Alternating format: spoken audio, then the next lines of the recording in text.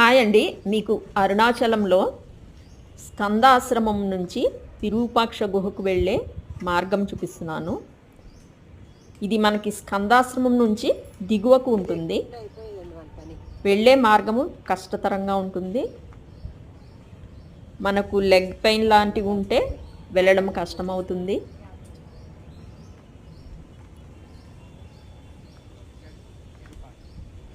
ఈ వెళ్ళే మార్గం అంతా చాలా స్టీప్గా ఉంది, స్లిప్పరీగా కూడా ఉంది. మనం చాలా కేర్ తీసుకుని వెళ్ళవలసి ఉంటుంది. మీకు వీడియోలో కనిపిస్తుంది కదా, చూడండి, చాలా స్టీప్గా ఉంది.